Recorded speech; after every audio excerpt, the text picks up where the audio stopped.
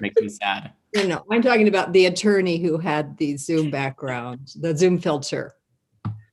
Oh, wait, I didn't see this. Oh, you got to see it. It's the only funny. person in the whole country who missed this. We'll send it to you. Oh, please do. Somehow the attorney was using his assistant's laptop, and it had some old Dell software on it. And when he logged on, he had his face had been had undergone a metamorphosis, and he looked like a very sad kitten. And when he would talk, the kitten would move, and it was synchronized. It was hysterical, and he couldn't. Oh, that is so funny. The eyes were weird. They were so weird. I love that. Yeah. I thought for sure Mike would do it. Well, I like his I'm background. not sure how. Yeah. You always have very appropriate backgrounds to the topic. Not Thank me. you. Well, luckily I can make myself look foolish even without a video filter. So that's always. Okay, so here's what we are. I'm going to do a little bit of review of a couple of concepts from before. They're going to be peppered in throughout. I'm going to try to actually show the slides a little bit different from the way that I usually do, just so that they preserve the formatting. So instead of exporting my slides into a PDF and then things get a little messed up with parentheses and brackets, I'm hopefully just going to show you in the software that I use to design the slides. So last week, I think I got a little bit in the weeds last week. And at a certain point with, especially like phonological theory and things like that, I think we hit the point of diminishing returns and maybe went a little bit past it. So I want to zoom out a little bit and get pretty practical for the next few sessions. And so I thought the first way that I could really help get practical here is by showing you how some publishers of Hebrew texts, particularly liturgical texts, so Sidurim or like a Chumash, any religious text, sometimes publishers really help us with the pronunciation of tricky words and language concepts without us needing to actually go through, when you see something that's tricky, how do you determine how this is pronounced properly? So I want to show you a couple of examples. Some I think are better than others, but I'll try not to pick on anything too much. So let's see if this works. Ooh, it's big. Yeah, is this okay? Yes. Great. So, and I like that I guess this program gives me like a little blue dot around the mouse, which is nice. So here we have a couple of, I picked out a few different publishing companies, and some of them you might be very familiar with. So this first example is from the Mishkan Tefillah, which we use, and some you might not be as familiar with, but I just wanted to kind of show you what different publishers do to help us pronounce Hebrew in a more precise way without actually needing to understand when, in this example, when does that kamatz vowel, that T looking vowel that often makes an ah sound, when is that vowel shortened into an O sound? So, again, if we look at this word here, so I'm pulling from the Ashrei. The reason that these examples are from the Ashrei there are really two reasons. The first is because it's pretty well known to people. So sometimes, it's just a good text to use because it's familiar. But also the Ashrei for me is great because it is the first prayer in the mincha, in the afternoon service. So when I go and try to scan pages, it's just always easy for me to find in every siddur. So just to save myself time, I pulled from the Ashrei. So here we have this word right here, which is pronounced ugdol chased, ugdol chased. And the reason that vowel is shortened, we kind of talked about in the last few sessions, is because this is a closed vowel. So it's closed by the lamed, it's closed by that consonant. And so the kamatz, that ah vowel, gets shortened into an O sound because short vowels like closed syllables and long vowels like open syllables. So this turns into ugdol chased. Now it's a little bit in the Mishkan Tefillah, I'm going to give them points here, but I'm not going to give them necessarily like stellar reviews because it's a little bit subtle what they've done. So I don't know if you can tell, but if you compare the kamatz under the dalet here to the kamatz under the chet here, this one under the dalet is a little bit bigger. It's a little bit bolder. Can you see that? It's a little subtle. It's thicker. Yeah, it's exactly right. It's a little thicker. And so they do that to show you that this is a kamatz katan, that this is going to make an O sound so that you don't have to, we call it like syllabifying or parse the word. You don't have to break the word down into its syllables and then say, oh, this A vowel has to make an O sound because it's a closed syllable. When you're praying or reading quickly, like you don't necessarily, unless you've trained in this, at a certain point, it becomes kind of second nature, but really it's a hard thing to determine. And so this Sidur, the Mishkan Tefillah, they artificially created a symbol that distinguishes between the kamatz katan and the regular kamatz. Now, some people say, well, you can't do that. You can't like create a symbol. Well, the Tiberian Masoretes created all of these symbols out of nothing themselves. And so, we're just making it a little bit more useful for our purposes, right? You see the same thing here in this line here under the word or under the aleph in ochlam. Okay, so this verse of the Ashrei, right? Ve'ata noten lahem et ochlam be'ito, right? So ochlam, you have a kamatz that makes an O sound, and then you have a kamatz that makes an A sound. And so again, you see it's a little bit bolder in that aleph. So this is how the Mishkan Tefillah does it. But we have others. So this one is from the Sidur Sim Shalom. If anyone went to a conservative synagogue growing up or recently, you might notice this. And I actually think they do a slightly better job for two reasons. But you see it's the same two verses. You see it's a little bit wavy. It's because I was scanning this book off of my shelf just using my phone. So I apologize if you get a little seasick reading the lines. But here again, we have Chanun v'rachum Adonai, erech apayim ugdol chased. And here, instead of bolding that kamatz, they've really created their own symbol where it's almost like the bottom half of a dividing symbol, right? It's a line with a dot. And I like this for two reasons. One is because I think it's a little bit more obvious, right? So it's a little bit easier to spot. It also kind of looks odd, right? So you might say like, oh, what is this? If I go back just one slide, if you notice the Mishkan Tefillah stylizes a lot of their prayer book that in ways that have kind of nothing to do with pronunciation, right? So the first letter of each line of the Ashrei is bigger just because they want to show you that it's it's an acrostic poem. And so you might say, okay, like the bold, I didn't really notice that means anything. You're just, making the Sidur look nice. So with the Kamatz Katan, this looks very, very intentional. And the second reason that I like this notation a lot is because Kamatz Katan means a small or a shortened kamatz. And so it's a little bit counterintuitive for me when I see like a bolder kamatz, right? When you bold or when you make longer or larger that vowel when it's kind of supposed to be indicating that it's a short vowel. So I really, really like what the Sidur Sim Shalom did here. And again, you can see it clearly in this under the dalet here in Ugdol Chased and also et Ochlam Bi'ito. They've put that there. So is this, Yoni, is this so much easier to read because this is what we grew up on?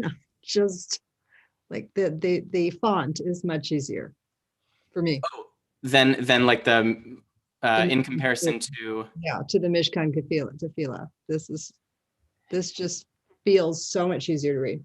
Yeah, so I actually, I'm glad that you say that. There are a couple of things that okay, so I'm gonna kind of out myself as like a very, very nerdy Hebrew guy here. I like reading the introductions to Sidurim, where the publisher talks about why they chose the font that they chose and all of that kind of stuff. And so when we look back at the Mishkan Tefillah, there are a couple of things here that I think are you're touching on. One is this is like a newer looking font, so it might not be what we're familiar with, but it's also in certain ways not quite as readable. So there are certain characteristics. You have extra flourishes in here. It's kind of like almost like a serif font with English, where you've got these notches that are going. It's just slightly more difficult to read. So part of it is certainly the familiarity, and part of it is, I mean, there's kind of like a science to fonts, and so I think that,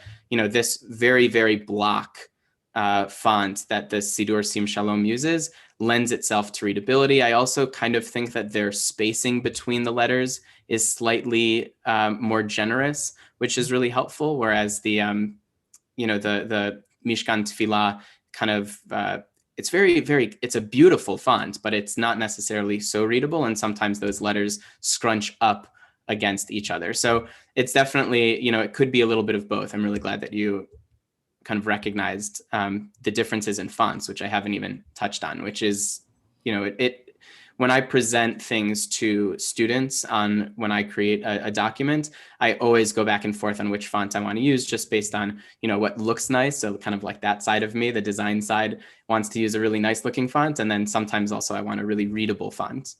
And speaking, oh yeah, Michael. I had a comment on the fonts. With English, the serif fonts are made to flow together, so it's used in the body of a text, so you just go through it. The sans serif is to help you slow down, usually like headlines and such, and that's what I learned in English class. Yeah, I think that's one of the reasons that like Times New Roman is just everywhere, because it's incredibly readable. And then there was a funny thing that, just as a tangent on font, there was a funny thing that I had read once, that what's known as a very ugly font, Comic Sans, actually functions to improve comprehension. Because it's so ugly, it slows you down. And so, you know, it's like one of those things where you kind of, yes, Times New Roman, you can read that really quickly, but if you throw like an ugly font on, sometimes it takes people longer.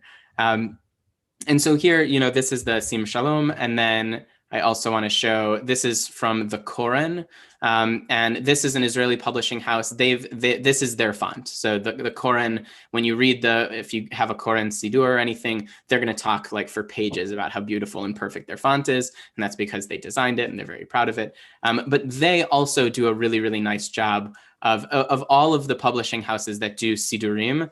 They're my favorite because they make so many of these difficult concepts really, really easy to see. So here again, under the Dalet in Ugdol, you see it's kind of like a longer tail on a longer descender on the Kamatz. Same thing here with Ochlam. But I'm going to pick on them a couple more times because there are other things that they do that really only they do. So of all of the tricky pronunciation things, I think that the Koren does the best job of including as many as possible. So now I'm going to show you, I'm going to pick on the art scroll because I don't like them, but I will redeem them later. But if you notice here, the art scroll does not distinguish in any way between a kamatz and a kamatz katan. So again, if you look at the kamatz under the Daled in Ugdol, it's the exact same size, weight, shape as the one under the chet in Chased. And, you know, a really great example is just this word ochlam, because you have them next to each other pretty much. And so they look identical. So the art scroll does not distinguish between these. And, you know, part of that is that in the Orthodox community, which often uses, and also the Hasidic community that often uses the art scroll, it's just not a piece of their pronunciation. So when I go to a lot of Orthodox places, I often hear that they don't recognize the kamatz katan. And so, you know, it might just make sense. It's kind of like matches up with their values. But there is something else that they do nicely that the others, other than Koren, do not do. So I will redeem them. So here's that thing, right? So we talked about how the Shava is this, that's the two vertical dots. The Shava sometimes makes no sound in biblical Hebrew or in rabbinic and prayer Hebrew. And sometimes it does make an I sound, like in bit. And so here you'll notice that if you look at the shavas, let's say, yeah, let's go under. So if you look under the sin in umasbia, and then you look at the shava under the lamed in lichol, you can see the shava under the lamed is bolder, right? So if you look across this page, you'll notice that some of these shvas are really bold, and the bold is telling you that it is making an I sound, right? So here, lichol, it's at the beginning of the word. You're going to get a vocal shava. It's going to make a sound, and so they bold that one. Here in masbia, it's totally silent, and so it is not bolded. So they've done a really, really nice job of showing you when to use that vowel and when to just kind of blow past it. So that's the shvana, right? The vocal shva in the Koran. And I think the next slide is going to be the art scroll. Yes, they do this too, but they do it differently. So they put a a horizontal bar over the letter that has the shva. However, they only do it for the ones that aren't obvious. Okay, so this is kind of another feature of the art scroll. I don't know if they like get billed by marker or whatever, but like they think it's unnecessary to put a marker. Everyone knows that the shava that is under the first letter of a word is going to make a sound, and so they do not put in this word here, right? Yivarechucha, you have no bar over the first yud because everyone knows that makes a sound. I don't need the art scroll to help me with that. But this one here is a little bit trickier. Under the resh, we have a horizontal bar over it to let you know that that does make a sound. So, going back, if you look here, the Koran, they bold both of those because they just they're not there to judge whether or not you should know anything. They're just like, there are two types of shavas. The one that makes a sound is bolded. The one that does not is not. The art scroll is putting this here as just like a pronunciation assistant. Now, the Mishkan HaNefesh or the Mishkan Tefillah, they do not distinguish between this. And, again, it's just, these are choices. I give a lot of credit to the Koran because there are a lot of beautiful things that they do. I want to show you one more thing that they do that I don't think I made a slide for, but I think it's worth noting. If you look under this word here, if you look at the word poteach, there's something kind of weird going on with that patach, that a vowel under the chet. What is it? A little extra line. Okay, so that. A little. Okay, good. So let's address the line. So the line is a meteg, also called a gaya. That's like a accent marker. It has like 8 different functions. That's why we haven't really talked about it. But so there, that's actually on the tav. But Michael, you got that right. The patach is like slid behind the chet, right? It's harder to tell on the ayin here in umasbia, but it's there too. It's just the ayin is like kind of weirdly shaped in that way that it's a little bit more subtle. But if you look under like the word chai, right, that patach is right in the middle. It is perfectly centered under the chet, but here under poteach, it's slid back. And what they're doing here is a really, really useful thing. We didn't talk about this around vowels, but the patach, that horizontal bar, the a vowel, when it's under one of these gutturals, like a chet or an ayin, it's called a patach genuva, like a stolen away one. And you actually flip the order of the way in which you pronounce the consonant and vowel. So usually, right, so like with, let's just like umasbia. If you were to break that down, right, ma, you're going like consonant vowel. You're not saying right? Vowel, consonant, right? So you always are reading in Hebrew, you're reading consonant vowel. So mas, be, right? So again, it's not ib, it's b, so consonant vowel. But with the ayin, it's a patach genuva, that a sound is going to come before the consonant, right? So here that's difficult because the ayin is kind of also like a vowel. But here in the word poteach, this is really helpful. It is not potecha, right? It's poteach. right? So that's the patach genuva, this like stolen patach. And what they do in the Koran, which is really nice, is again, they're just trying to help you pronounce this really, really quickly. And so they slide it back a little bit so that you know that the order in which you read those is different. If we look at the art scroll, picking on the art scroll again, they don't do this, right? So if you don't know about this patach genuva, if you don't know that the patach, when it's under one of these gutturals, actually slides backward, you might read this as potecha, almost as if there should be like a hey at the end of that. And so that's just like another beautiful thing that the Koran is doing to help us pronounce these words that is pretty unique. Most Sidurim that I've seen are not great at showing all of these features, but the Koran does a great job. I think I think you know, different publishers are going to decide what's important in terms of the pronunciation for their community and also what they want to notate. Okay, right. And then here's another thing that I'll just quickly go over. And this has to do with that meteg, that Gaia, that vertical line fern that you noted, is usually in Hebrew, right? We say, first of all, always in Hebrew, the stress is either on the final, on the ultimate syllable, or on the penultimate syllable. So in a really, really long word, it's not on the first one. But what the Mishkan Tefillah and some of these other publishers do, which I think is really nice, is they basically just let you know when you are not putting the stress on the ultimate syllable. So, you know, for many words, you're going to put the stress on the last syllable. The Mishkan Tefillah wants you to stress the proper syllable, and so they put a little meteg, they put a little vertical bar here, right? For example, when, and also like, you know, ma'asecha, right? It's not ma'asecha, it's ma'asecha, right? That's like, go back to Hermione Granger and Harry Potter. It's not Wingardium Leviosa, it's Leviosa, right? So this would have been really helpful if the Harry Potter textbooks used this. And so the Mishkan Tefillah does this for you. So when you see that vertical line, right, that is what it's serving here in the Mishkan Tefillah. It's telling you, don't stress the last syllable, stress the second to last syllable. So, you know, again, like poteach, not poteach. I don't know how you would say that differently, but it's subtle.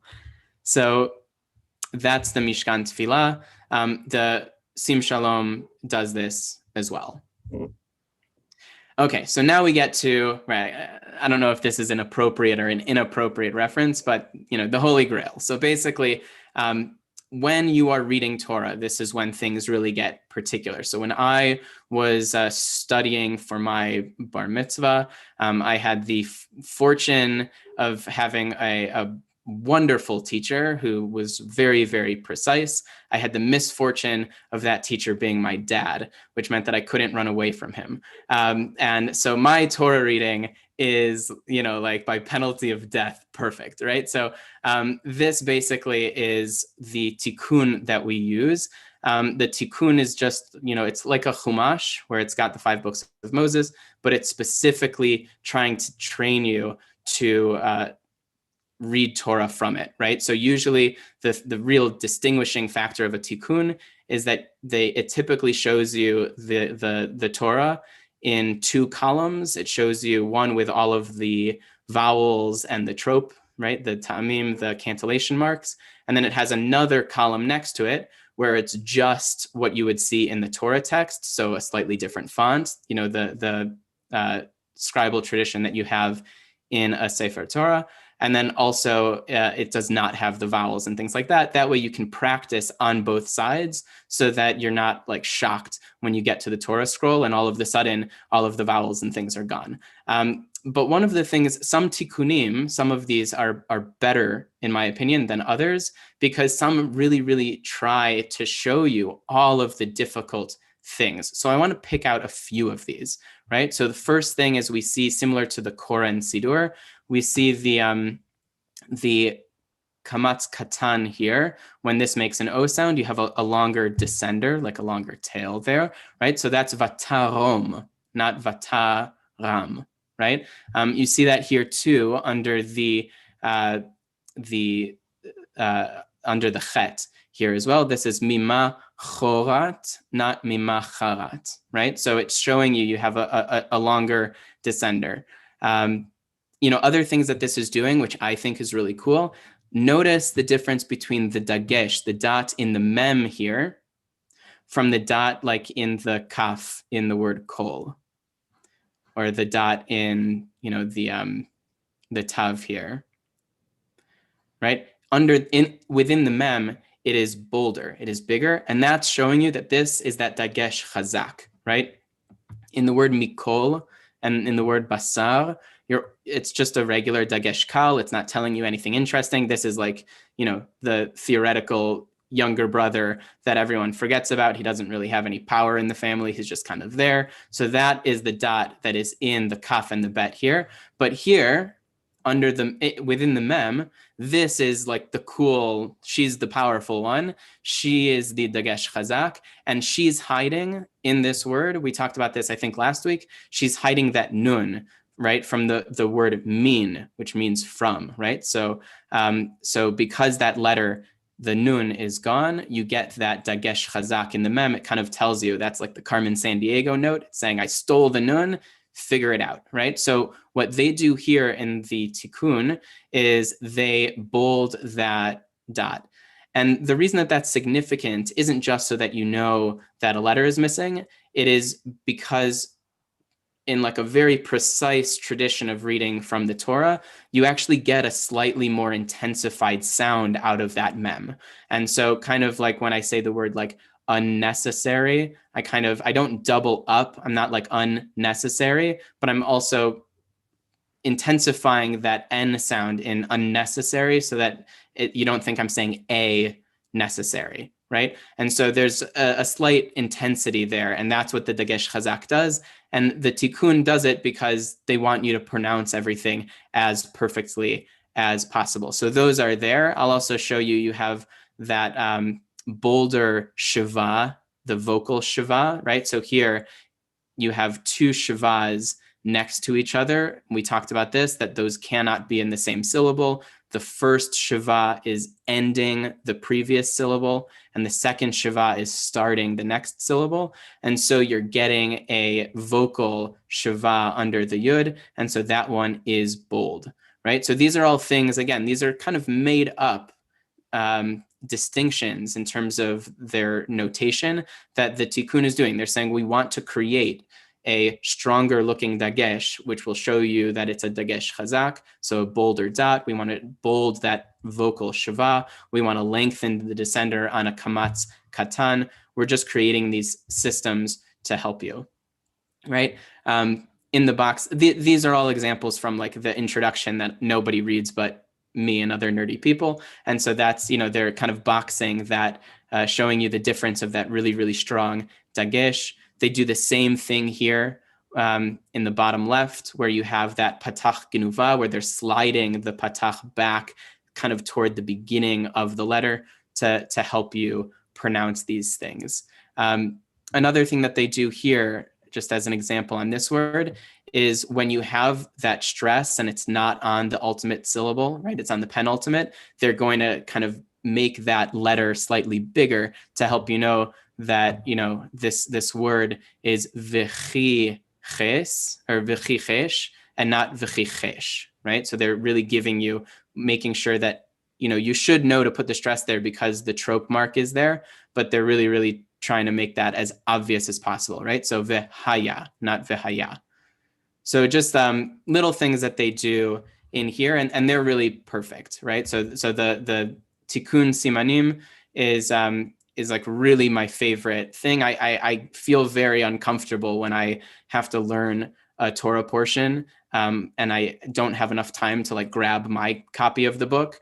I used to have that. I used to go to these like Orthodox synagogues every once in a while, and they didn't think that anyone needed any prep time. So they'd like tap you on the shoulder and they'd be like, hey, you're reading the next part of the Torah. And so you're like standing there looking at a chumash and there's nothing to help you. And I'm like counting syllables and like trying to figure out all the tricks. So this saves a lot of time. It just notes these things.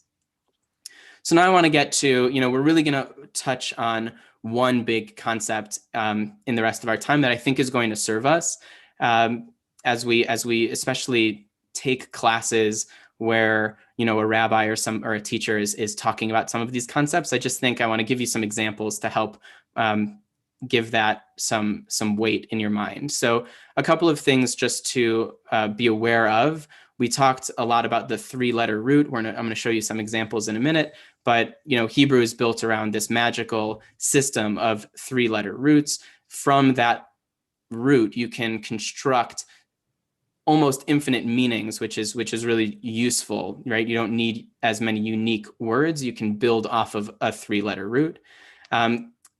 Verbs have certain aspects or certain elements, characteristics that nouns don't have. So a verb will have a person, right? First person, second person, third person, and it'll have an aspect we're going to talk more deeply about for the remainder. And then it also has binyanim, a binyan, the construction of the verb. That's going to be the topic of next week's class, because that's like a big topic that we're going to want to spend some time on. So the other things that nouns and verbs also share is a number, right? Is it singular or plural, and gender. And we're going to talk a little bit about that. So I want to give you, we've talked a lot about roots, and some people were saying, Yoni, I want like more examples of how a root appears, or how you can construct multiple meanings from a single root. So I want to give you 3 words that are very common in prayer. The first, which is like the most common when you say to someone like, oh, say a prayer, and they'll start like Baruch Atah, right? So this bet resh kaf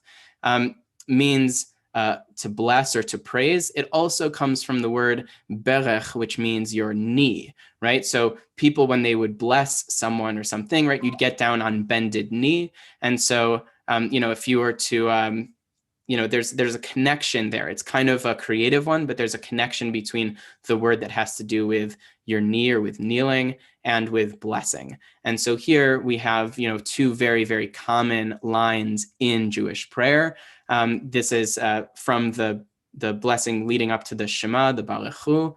And we have here, right, I tried to highlight those 3-letter roots in these words, right? Baruch Hu, let us praise, et Adonai, God, hamivorach, right? The blessed one, or the, who is deserving of our praise, right? And then you respond with Baruch Adonai hamivorach le'olam va'ed. You have, right, praised is Adonai, praised is God, who is blessed, right, forever and ever. And so the way that you take the word, like, you would say, what's the Hebrew word for a blessing?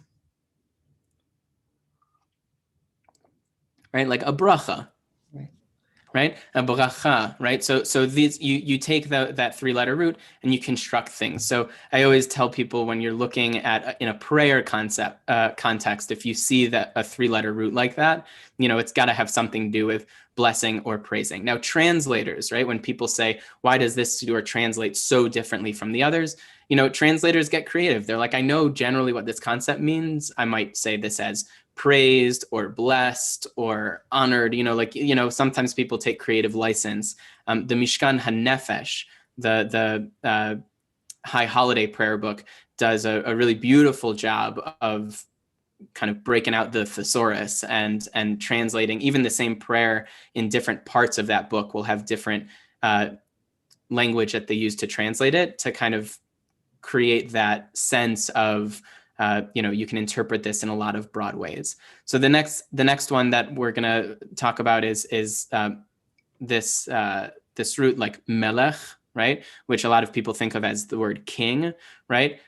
This root means to possess, to entirely own, or to rule over, right? And so I actually think there's a lot of weight when people want, so this first line, right? Baruch atah Adonai Eloheinu melech haolam, right? Praised are you, Adonai, our God, melech of the universe, right? A lot of people have been used to translating that as king, right? King of the universe, king of the world, right? It's a masculine word, but the root of this, right, means to possess or to rule over. And so you can really, in an authentic way, translate this in a non-gendered way, and you have a lot of leg to stand on if you want to translate this as praised are you, Adonai, our God, ruler of the universe, possessor of the universe, whatever you want to translate that as. You can still translate it as king, but you can also translate it in a way that holds on to the meaning of that root,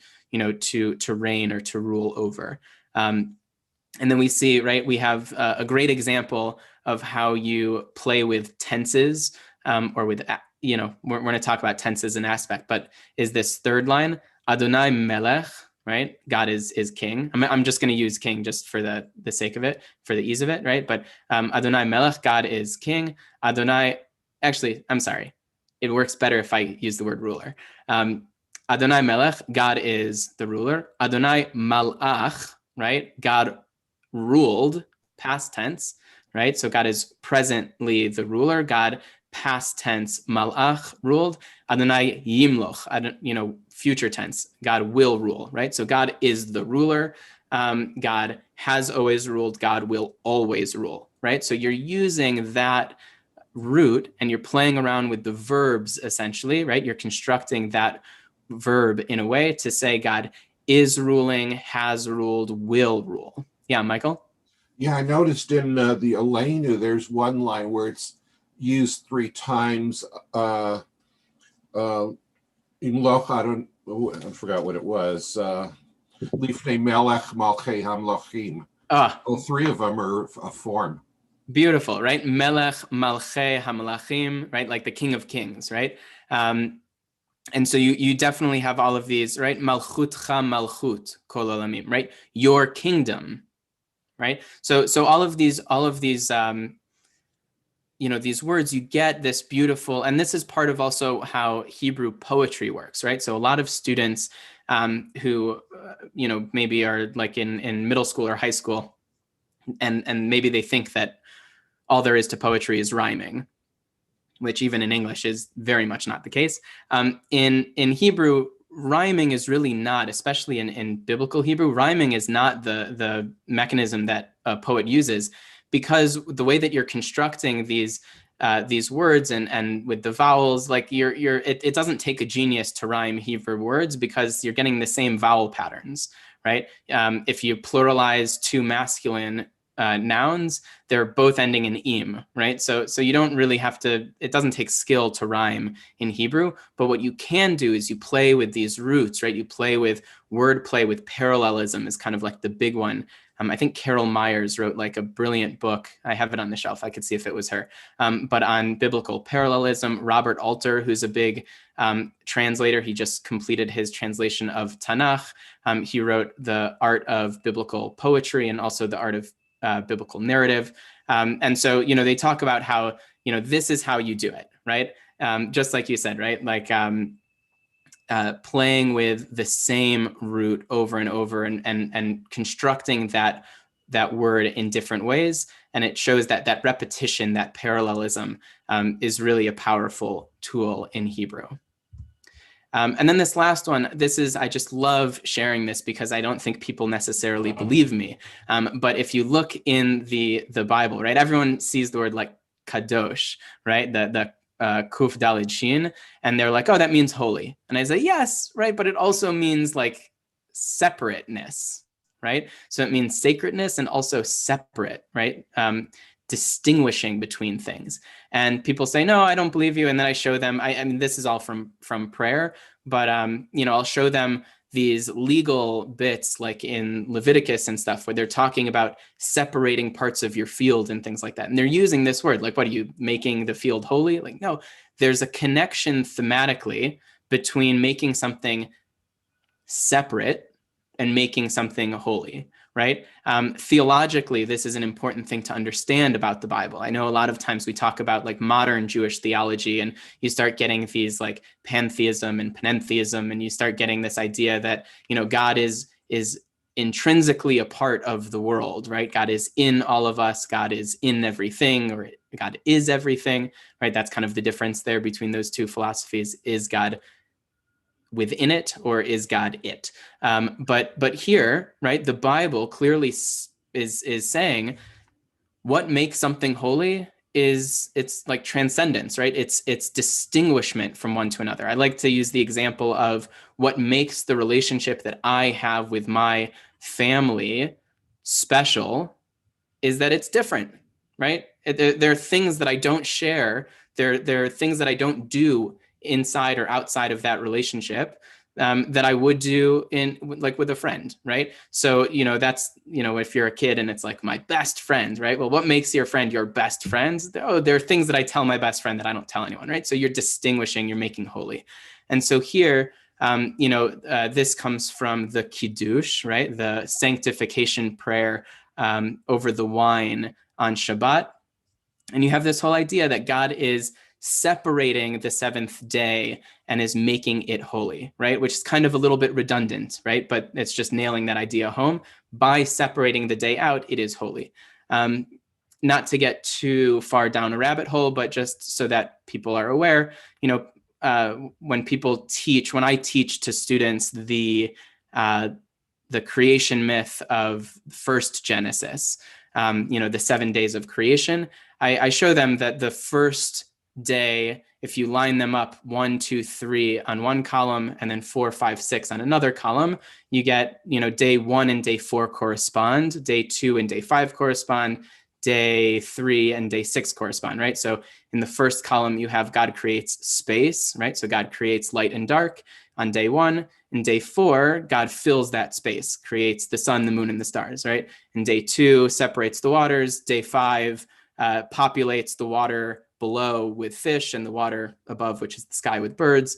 Day 3, land. Day 6, creepy crawlies, beasts, human beings. And so what that structure does, though, is it leaves the seventh day. There's a reason that there aren't 6 or 8 days in creation, right? Someone might say, well, that's because that's how long it took God to make it. Okay, fine. For me, that's not why there is an odd number. There's an odd number because it singles out number 7, right? Day 7 has no parallel. Day 7 is not a part of the system, right? It breaks the pattern. So again, this idea of that repetition, that parallelism, it heightens that God has separated out the seventh and made it holy and heightened it. And so here you have all of these different ways, and we see this in prayer all the time, right? That God is holy, nikadesh, that we will make holy. Otanu kidashta, you have sanctified us, you have made us separate, you have said you are my people, different from everyone else in some way. That theologically is problematic for me and others around chosenness, but okay. So this is how this root, so when you see the root kuf daled shin, yes, it can mean holy, and it can also just mean separate. So you can separate something without necessarily making it holy, or just distinguishing it from something else. Okay, so now we get into, I want to talk about this idea, person, number, gender. We're going to go through it kind of quickly. But I've put here on the left, I've put these, Hebrew pronouns. Ani is the first person singular. We're not going to talk yet about gender, but give me another slide or two and we'll get there. But basically, ani is used for masculine and feminine. It's kind of a non-gendered pronoun. Anochi would be a very common one in the Bible that we don't use in modern Hebrew, right? So some of these pronouns have changed between biblical Hebrew and modern Hebrew. So, don't go to Israel and call yourself Anochi. That would be very, very weird. But in the Bible, right, like the first of the 10 commandments, right? Anochi Adonai, right? I am the Lord your God. Anochi Ani. You have at and ata. At is the feminine pronoun. Ata is the masculine. That's how I've structured them. So on, the first pronoun is going to be the feminine pronoun, and the second is going to be the masculine. So he, which also biblically can be spelled with a vav, which really confuses a lot of people. So you got to be aware of context if you don't have vowels, and if you do, just pay attention to those. So he and who, right, is third person singular, and then you go through it again with plural, right? Anachnu or anu. In biblical Hebrew, you have this feminine pronoun, second person plural, which is no longer a thing in modern Hebrew. Atenna, now it's just been shortened in modern Hebrew to aten. So you have atem, masculine, atem, and then aten with a nun, with an n sound for the feminine. And again, hen or henna, and hem and hema. Okay, so it's just a good thing to know that, I'm using pronouns as an example here, but words also hold on to these characteristics. So when you're looking at a word, you want to see like, is this word in the singular or plural, and what person is it? And right, so I'm using here I'm going back to the word like kadosh, holy. Vikidashti, right, is first person singular. Vikidashta, right, that's the masculine one, but vikidashta, you, second person singular. Vayikadesh is like what the narrator uses to say that God does it. So that's third person singular. Kidashnu, plural, first person, kidashtem, second person plural, and kidshu, right? They sanctified, or they made holy, third person plural. And so this is something that isn't so foreign to all languages, but is certainly foreign to English, which is that nouns have like gender, because there's actually a gender quality to the thing that you're describing. And then it also has what I put in quotes, like gender, right? Every Hebrew word, generally speaking, every Hebrew word has the quality of gender, even if it's not a gendered word, right? So if you look on the right with these in red, these are words that have gender because it's describing something intentionally with gender. So, Hebrew doesn't really have a good word for parent. I mean, in modern Hebrew, it does. You have hore, right, which is like built off of that same root that is shared with a teacher, is shared with Torah, yara, to shoot or to aim. And so a teacher instructs you, it helps you aim through life. And so we use that word also for parents. So like my parents, I would say like horim, my parents. That's kind of a gender neutral word, but even that word has a masculine quality to it, just an essence to it. And so you can't separate out. Hebrew is a gendered language. So same thing with ben bat, malka, melech. Malka is queen, melech is king. Nivi'ah is a female prophet or a prophetess, and a navi, a male prophet. But then again, you have on the left these words that have nothing to do with gender. And I tried to pick out like kind of similar words, right? So the word Shabbat, right? A lot of words that end, a lot of nouns that end in a tav or a hey, not always, but a lot of them are going to be hold like a feminine quality. But it's not gender in any meaningful way. It's just you construct that word according to the way that you construct feminine words. So when we pluralize the feminine, we put ot at the end. So Shabbat becomes Shabbatot. And with the masculine, you end with that suffix of im. So chodesh, chodashim. Okay. And again, this is just like Rosh Chodesh, right? Which we celebrate. It's the beginning of the new month. There's nothing about the moon in that sense that's masculine, or that holiday that's masculine. In fact, get a little controversial here, so I apologize.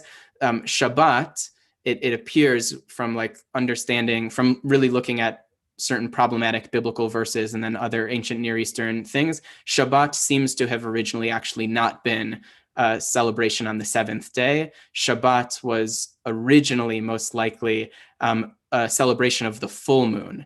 And so often biblical verses pair Shabbat and Rosh Chodesh, right? This holiday of Shabbat with Chodesh, where Chodesh was the holiday of no moon, or the new moon, when it's at its smallest, and Shabbat you celebrated once a month at its peak. So you'll notice a lot of biblical holidays that we celebrate either occur at the beginning of the month or at the full moon, because when you don't have calendars, it's just easy to look up in the sky and say, oh, like it's time to celebrate Passover because the moon is full. And so that used to be a Shabbat. And so these two holidays were very similar to each other. One was a full moon and one was a sliver of a moon, a new moon. And there's no reason that either of these would have a different gender, but the word just has gendered. Same thing with the word for like a hill or a mountain. You can use the word giv'ah. Giva'ot would be plural, that's feminine, or har and harim are, a hill or a mountain, and it just has a masculine quality. It's not gendering the concept, it's just the language cannot be divorced from that. Okay, and this is really the last thing that we're going to talk about, and then I'm going to have like some examples that you can play with. But here we have this concept of aspect. I know a lot of people talk about this and they kind of like throw it. It's kind of a throwaway line in a lot of classes. So I wanted to give you concrete examples to like show you what this actually means. So biblical Hebrew did not really have a tense system, right? Past, present, and future. It really had this aspect which had to do with perfect or imperfect. Is the action being described complete or incomplete? In modern Hebrew, you do have, this got converted. Modern Hebrew doesn't deal with aspect anymore. It's not really as useful to the modern person. I always joke it's kind of like the modern person has a calendar and a watch in their pocket at all times or on their wrist, and so they want to know like when it's happening. And I think of like the biblical Hebrew as like a boss. It's like, I don't care. I just want to know, is it done or is it not done? Right? Like, don't tell me like, I see what happened was I was going to do it, and then it's like, just tell me, is the action done or is it not done? And so that's kind of the way that it used to work biblically, was really in this aspect. And in modern Hebrew, that wasn't quite as useful. And so it switched to tense. Okay.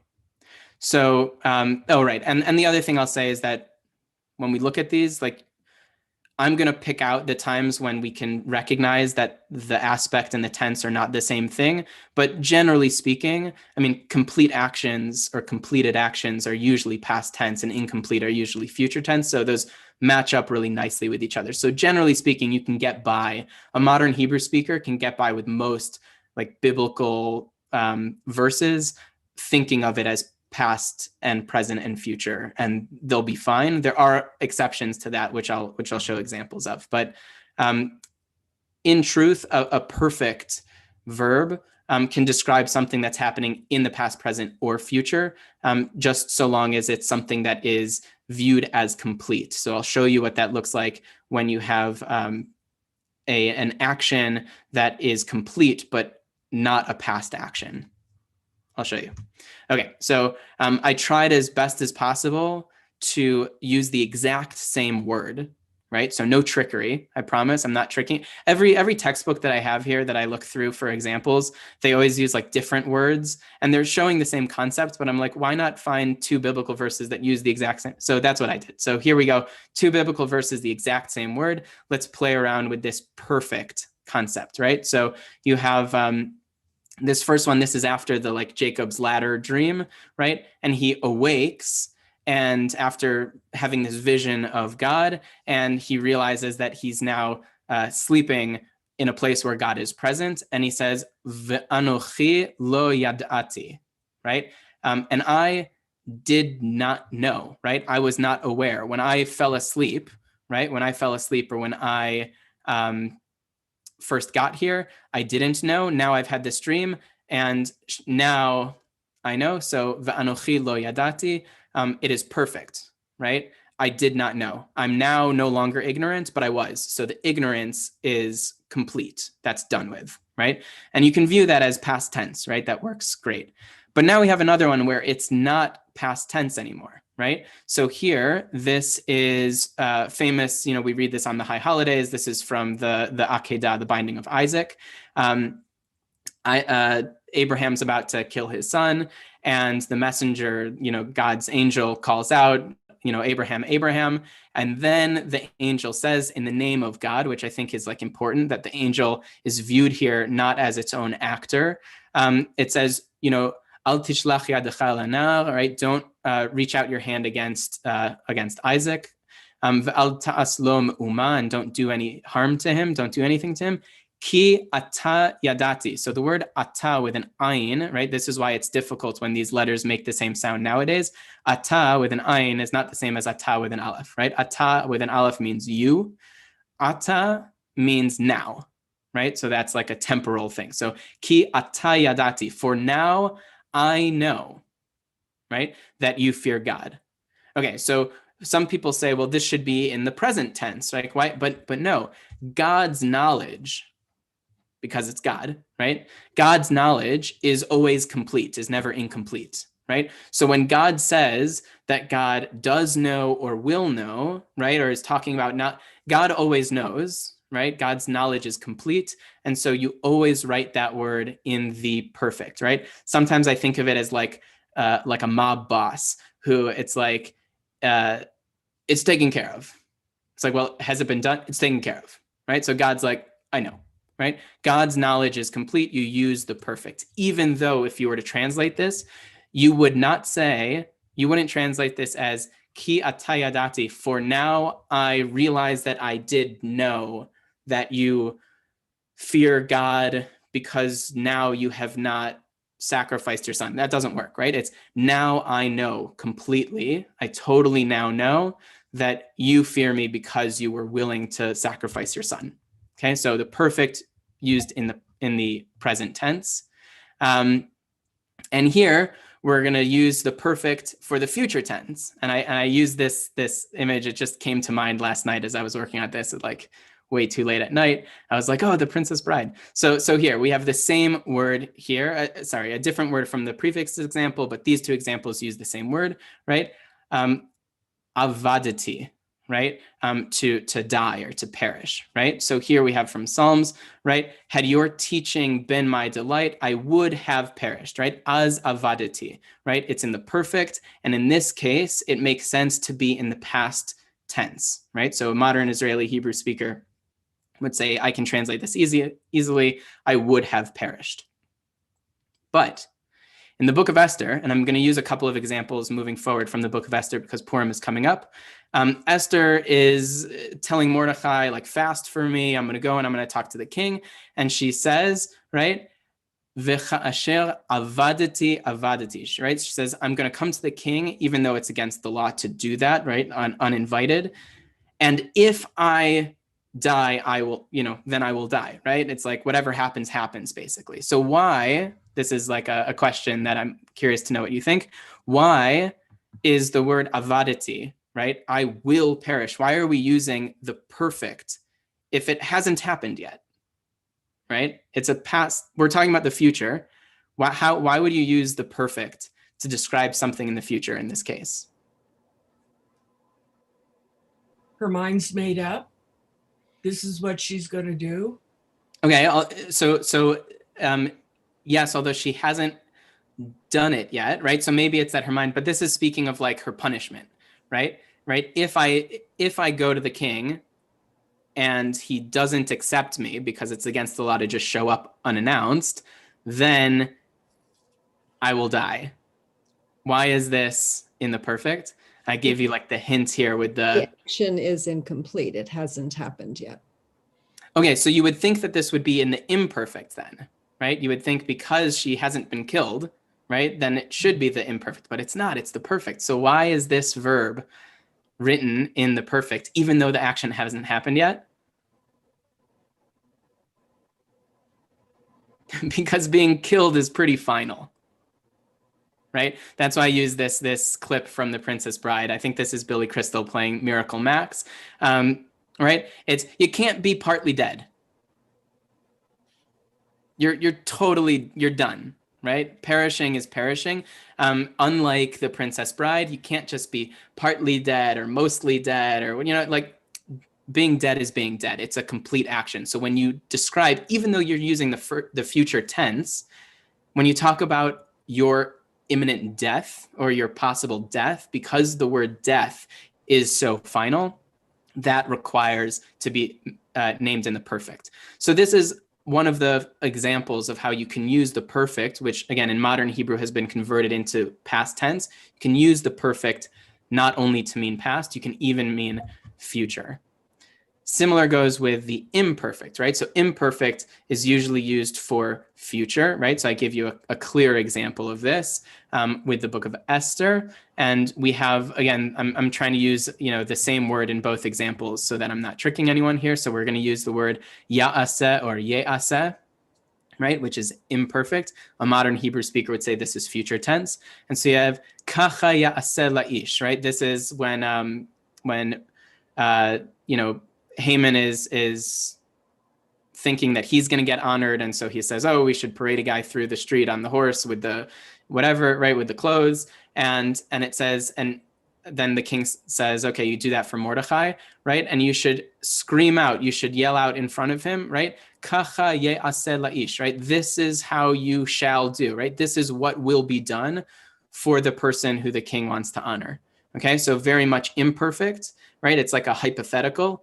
And so it's talking about future tense in this context. But we have one where it's in the past, right? This is from the book of Job, right? Where it says, Kacha ya'aseh Iyov kol hayamim, right? And you would have to translate this in context, right? You're talking, everything here is what Job would do. And so, it says, for Job thought, perhaps my sons have offended and cursed God in their hearts. Therefore, he would offer burnt offerings on behalf of his children. Thus would Job, right? Therefore, this is what Job would do all of the time. Past tense, but it's imperfect because, again, it's kind of like a ongoing thing, right? Even though this is what he would do all the time, it's still kind of like a hypothetical in a sense. And so you're not describing exactly like every time that he is doing it. You're saying like, this is hypothetically speaking what he would do all the time. He would sacrifice extra offerings to God just in case his kids screwed up, right? So an example here of where you have to translate the imperfect in past tense, which again, to a modern Hebrew ear is going to be odd. Another one where we're talking about present tense, right? So again, I want to show you the word uchal, right? So could do is how I would translate that in modern Hebrew.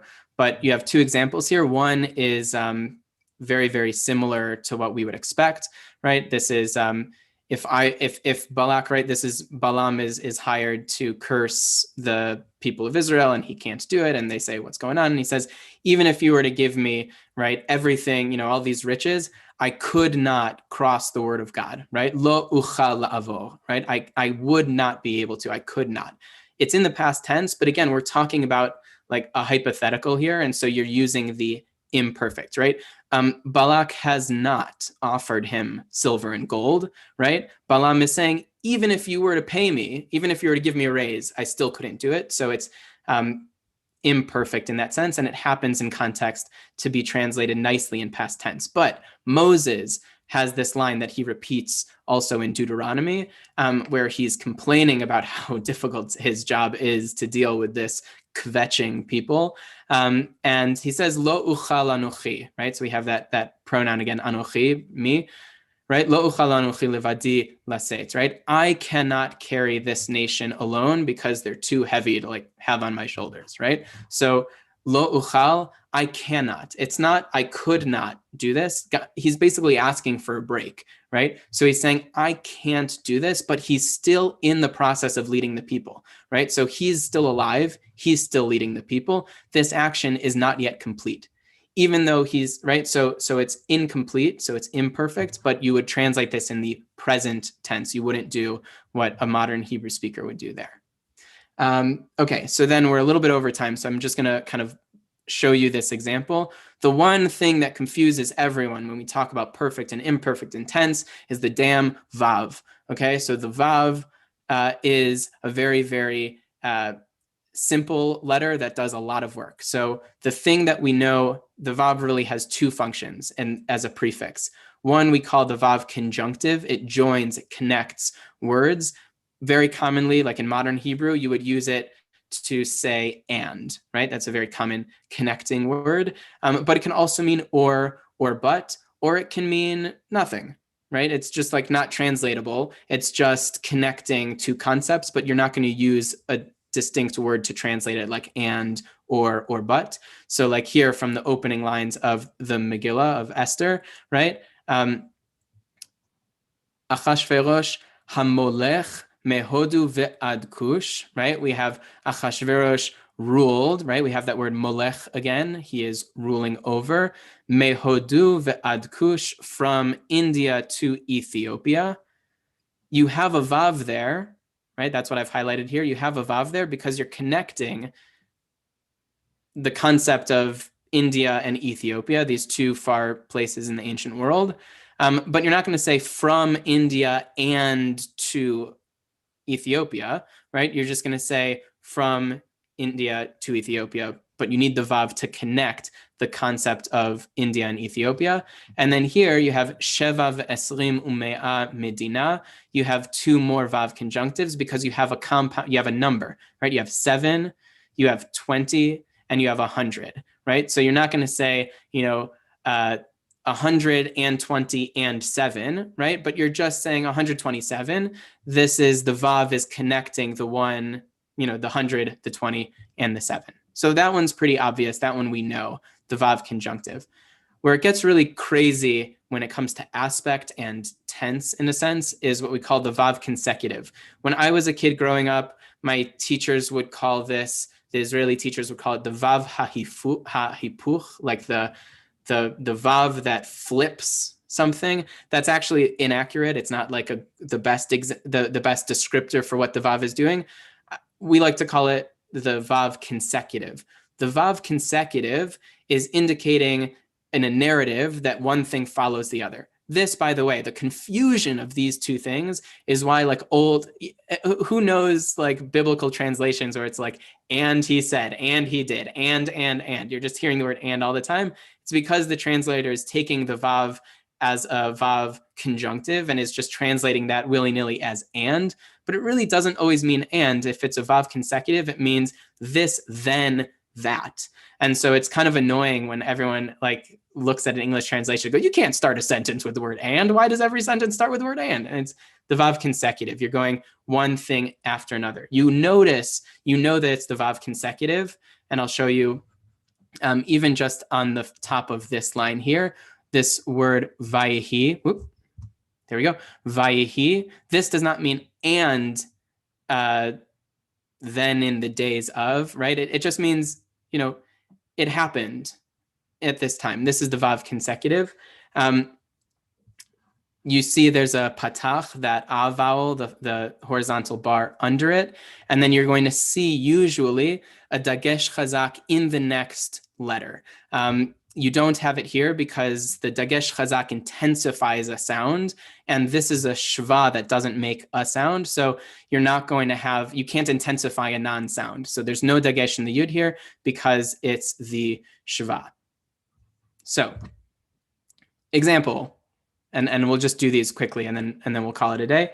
You have the beginning of the Bible, the first two verses, you do not have any vav consecutives because this is laying the foundation, right? Bereshit bara Elohim et hashamayim ve'et haaretz, right? At the beginning of God's creation of the heavens and the earth, ve'haaretz hatah tohu vavo. It's not and the earth was, it's just at this time connecting that concept to the earth was void and formless, right? Right?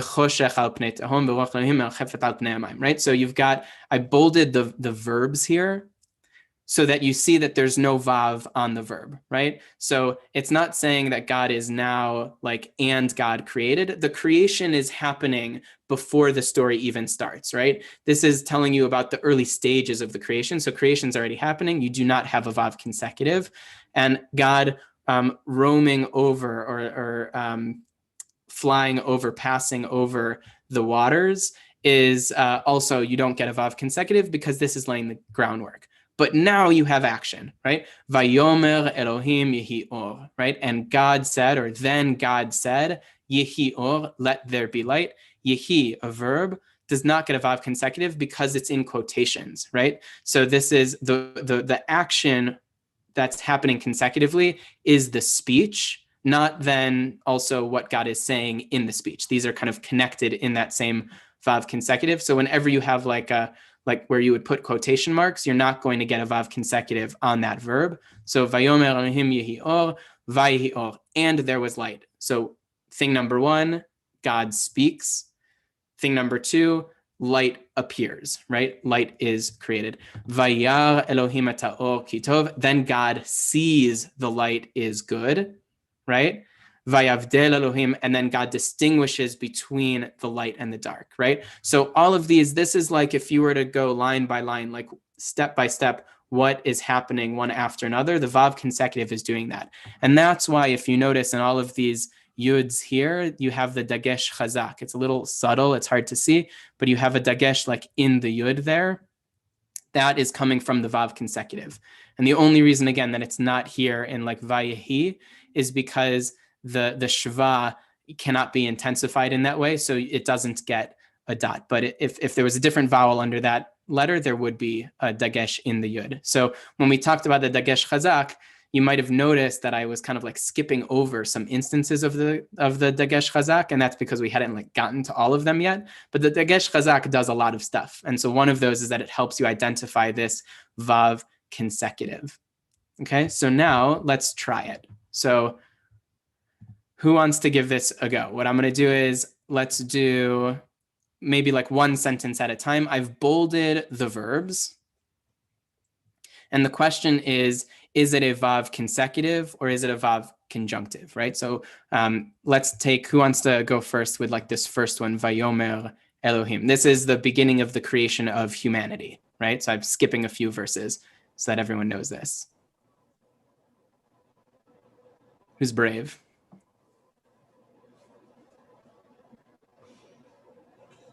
Okay, Michael, go for it. Yeah, the first one, it's not a conjunction, so I forgot what the terms were, but yeah, consecutive. I know they should have different. They should start with a different sound just to make it easier to distinguish. But yes. Yeah, so it's not "and God said," it's just "God said." Right. It's like, right, the next thing that happens after day 5 is God says something, right? And then, right, so you can kind of work your way across, right? Na'aseh Adam b'tzelmeinu, let's create humanity in our image. Kidmutenu, after what we look like. Okay. V'yirdu. What do you think there? That one I'm going to say is a conjunction because it would make sense to say and I don't see a dagesh on the yud.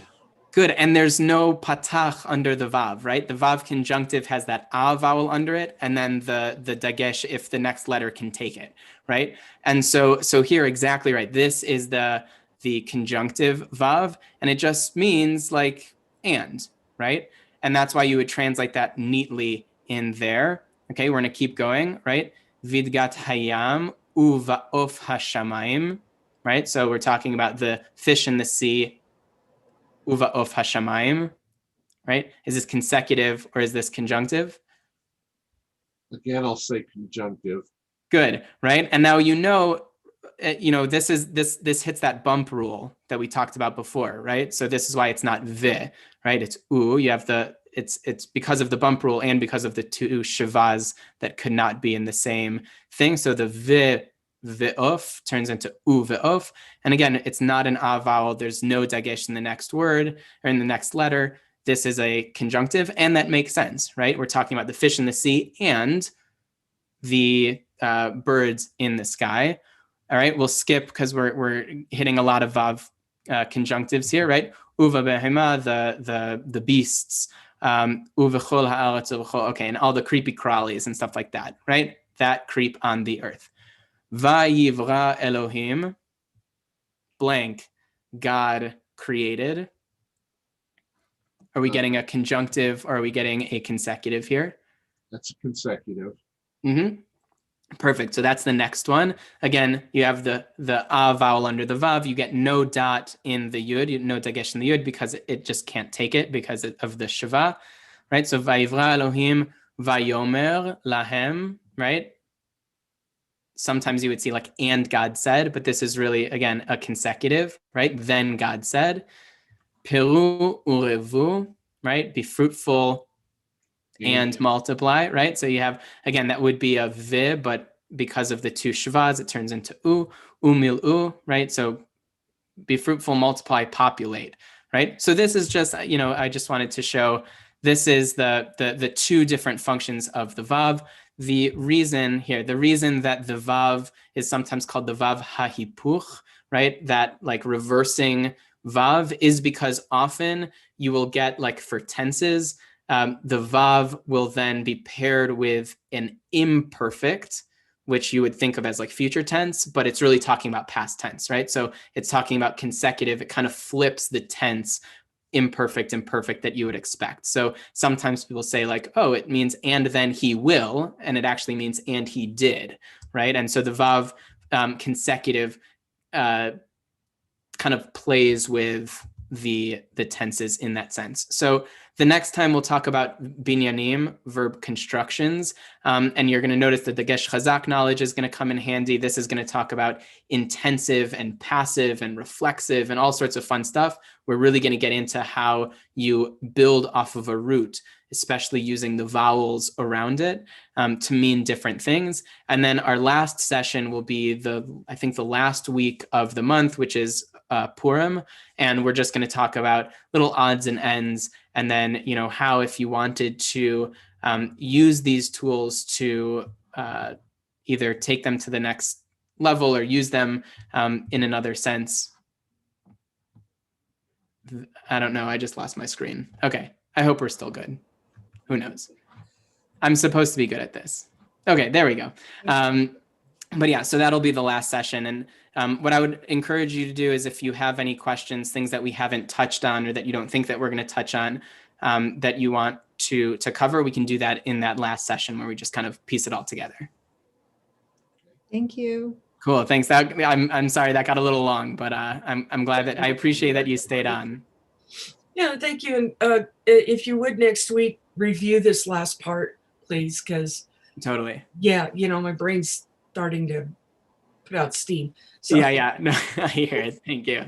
Awesome. Well, have a good rest of your week and a nice long weekend and Shabbat Shalom. Shabbat Shalom. Bye-bye.